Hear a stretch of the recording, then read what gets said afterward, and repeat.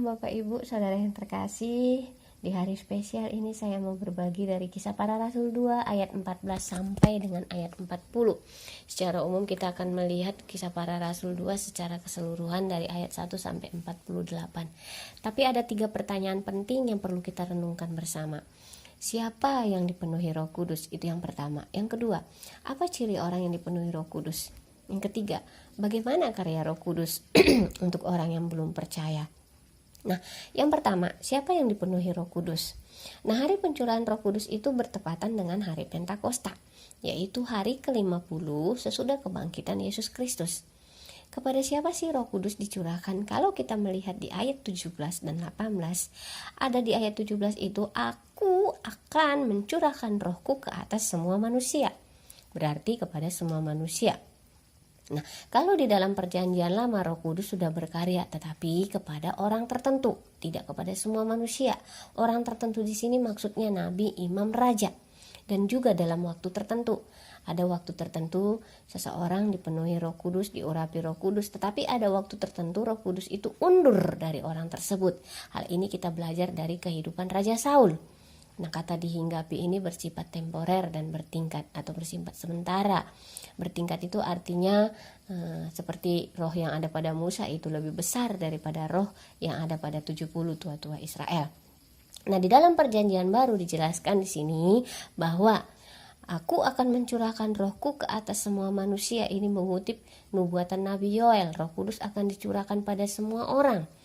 Nah, di ayat 17 sampai 18 dikatakan kepada anak-anak, laki-laki dan perempuan, teruna-teruna, orang tua, bahkan kepada hamba pun dicurahkan Roh Kudus untuk semua orang. Tetapi menjadi pertanyaan penting, apakah serta-merta secara otomatis seseorang menerima Roh Kudus di dalam dirinya, di dalam hatinya secara pribadi? Tidak. Karena kita perhatikan ayat 1 sampai 13, kita perhatikan baik-baik. Ada 3 kategori orang yang hadir pada waktu pencurahan Roh Kudus. Perhatikan Bapak Ibu ya. Kelompok pertama, ada orang percaya, kelompok orang percaya. Ayat 1 sampai ayat 4 dikatakan sana. Yang kedua, ada kelompok orang-orang saleh yang ada di sana pada hari pencurahan Roh Kudus, ayat 5 sampai ayat 12. Yang ketiga, ada kelompok orang lain di ayat 13. Ya, ayat 13 ya. Nah, di dalam 3 kelompok ini, kelompok mana sih yang dipenuhi Roh Kudus? Nah, perhatikan ayat keempat, menarik di sana ya. Maka penuhlah mereka dengan Roh Kudus. Ada kalimat itu. Nah, siapa sih kata mereka di sana?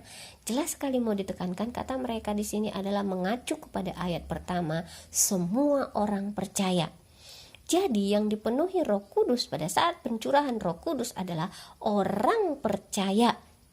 Jadi mereka di situ, mereka dipenuhi Roh Kudus, di sana dikatakan artinya semua orang yang percaya pada saat itu, mereka lah yang dipenuhi Roh Kudus. Walaupun di situ hadir orang-orang saleh, orang Yahudi yang saleh, tetapi mereka tidak dipenuhi oleh Roh Kudus. Kita perhatikan catatan penting di sini, bahwa dipenuhi Roh Kudus bukan karena kesalehan, ketaatan agama kita, formalitas agama kita, ketekunan kita beragama, tetapi dipenuhi Roh Kudus adalah karena percaya. Di dalam Efesus 1 ayat 13 dikatakan apa? Ketika kamu mendengar firman kebenaran, kamu percaya. Pada saat kamu percaya, Roh Kudus dimateraikan kepada kamu. Efesus 1 ayat 13 berbunyi demikian. Ada materai Roh Kudus bagi setiap orang yang percaya. Percaya di sini bukan hanya sekedar di mulut, di bibir, tetapi percaya dengan iman, percaya dengan sungguh-sungguh. Roh Kudus dimateraikan di dalam dia.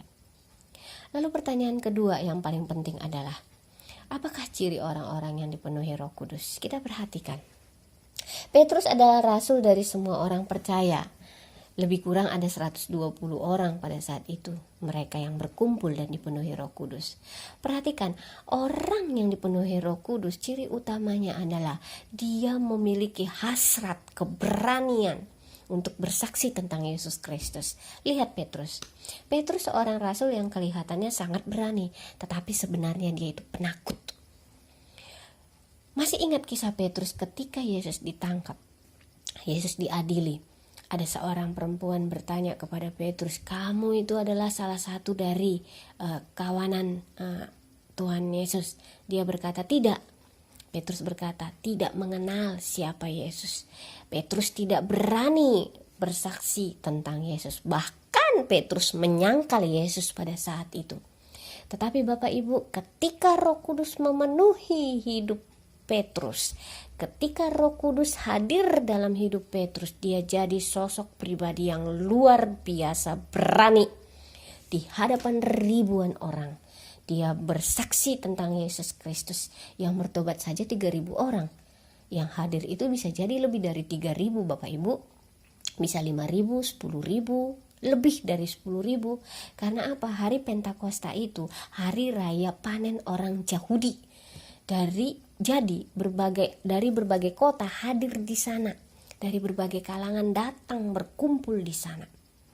Ya, perhatikan ya, ciri orang yang dipenuhi Roh Kudus. Ada keberanian, ada urapan, ada kuasa untuk bersaksi tentang Yesus Kristus. Roh Kudus yang mengerjakan keberanian ini pada Petrus. Perhati, Petrus yang tadinya tidak berani mengakui bahwa dia adalah salah satu dari murid Yesus. Tetapi ketika Roh Kudus memenuhi hatinya, ada kobaran keberanian, urapan dan kuasa di hadapan ribuan orang. Dia bersaksi tentang Yesus Kristus. Apa isi kesaksian Petrus? Di ayat 22, Petrus bercerita Yesus itu orang Nazaret. Di ayat 23, Petrus cerita tentang kematian Yesus Kristus. Ayat 24, Petrus cerita tentang Allah membangkitkan Yesus Kristus. Kemudian di ayat 34, Petrus bercerita mengutip nubuatan Daud bahwa Yesus Kristus itu adalah Tuhan. Dialah Allah yang turun ke bumi, mati di salib demi untuk menebus dosa manusia. Bukan hanya mati, bangkit pada hari yang ketiga, naik ke surga, dan akan datang kedua kali untuk menghakimi orang yang hidup dan yang mati. Yesus itu Tuhan bukan karena pengakuan manusia. Yesus itu Tuhan bukan karena manusia yang mengangkat, tetapi Dia adalah Allah. Bapak, Ibu, Saudara yang terkasih, perhatikan. Ciri orang dipenuhi Roh Kudus, ada keberanian, ada urapan, ada kuasa untuk bercerita dan bersaksi tentang Yesus Kristus. Di zaman sekarang banyak orang percaya atau orang Kristen mengaku percaya, mengaku Kristen, tetapi takut bersaksi, takut bercerita tentang Yesus Kristus karena situasi dan kondisi tertentu. Betapa menyedihkannya. Bertobatlah kita. Lalu kita perhatikan poin yang penting berikutnya.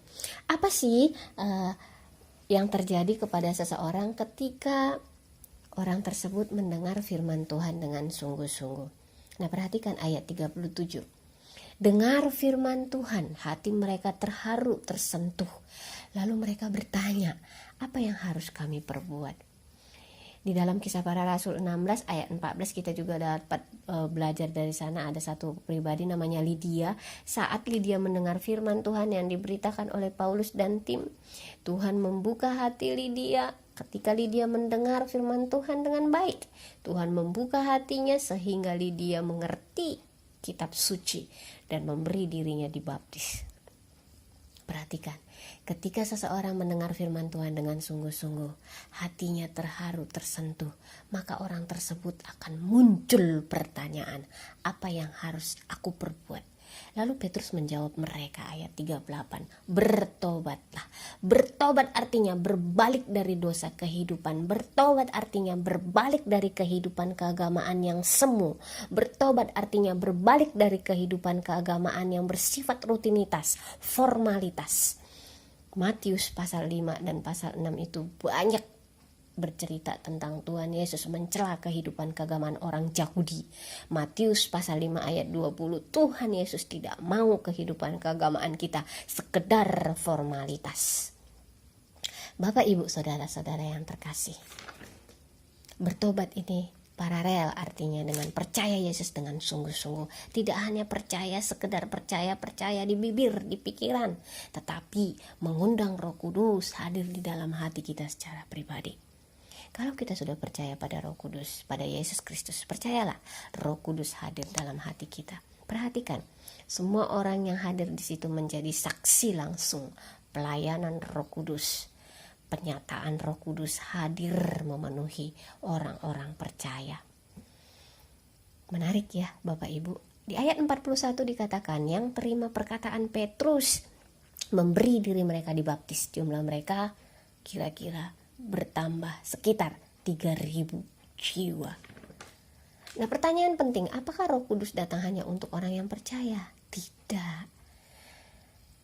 Apa peran Roh Kudus untuk orang yang belum percaya? Ini yang ketiga. Di dalam Yohanes 16 ayat 8 di sana dikatakan kalau Roh Kudus datang ia akan menginsafkan dunia akan dosa dan kebenaran. Kata dunia artinya semua orang yang belum percaya, semua orang saleh yang belum percaya. Roh Kudus datang ia akan menginsafkan dunia akan dosa dan kebenaran. Baik, perhatikan Bapak Ibu. Ketika seorang yang belum percaya mendengar firman Tuhan, disentuh oleh Roh Kudus, dia hatinya akan terharu, dia akan bertanya apa yang akan kami perbuat, apa yang harus kami perbuat, dan dia akan menerima dirinya dibaptis karena dia harus bertobat, berbalik dari kehidupannya yang lama, kehidupan agamanya yang semu, kehidupan agama yang rutinitas, dan kembali kepada iman yang sejati. Bapak, Ibu, Saudara yang terkasih, orang yang mendengar firman Tuhan dengan sungguh-sungguh, percaya, disentuh Roh Kudus, dia akan bertanya, beri diri dibaptis. Dengan kesadaran dan komitmen yang dalam, dia mengalami kelahiran kembali. Apakah kita sudah mengalaminya? Apakah ada kita yang masih ragu-ragu? Kalau kita ragu-ragu, mari datang kepada Tuhan. Doakan kepada Tuhan, aku masih ragu-ragu. Hadirlah Tuhan dalam hatiku. Undang Yesus Kristus hadir secara pribadi dalam hatimu. Katakan di dalam doamu, Tuhan Yesus, mohon hadir dalam hatiku. Aku yang berdosa, aku yang tidak mengerti, aku yang menjalani kehidupan keagamaan hanya rutinitas, hanya formalitas. Minta Tuhan yang tolong kita. Bapak, Ibu, Saudara yang terkasih, Roh Kudus terus bekerja membangkitkan orang-orang untuk bercerita tentang Yesus Kristus, bersaksi tentang Yesus Kristus. Dan Roh Kudus terus bekerja bagi orang-orang yang belum percaya, membuka hatinya, menyentuh hatinya, membuka pikirannya agar mereka mengerti tentang Yesus Kristus itu adalah Tuhan dan Juru Selamat. Maukah kita bersaksi tentang Yesus Kristus? Kalau kita mengaku kita orang percaya pada Yesus Kristus, kita membuktikannya melalui kesaksian kita. Dengan pertolongan Roh Kudus, Dia yang menolong kita untuk bersaksi. Amin. Kiranya Tuhan Yesus yang menolong dan memberkati kita menjadi saksinya bagi kemuliaan Allah Tritunggal. Amin.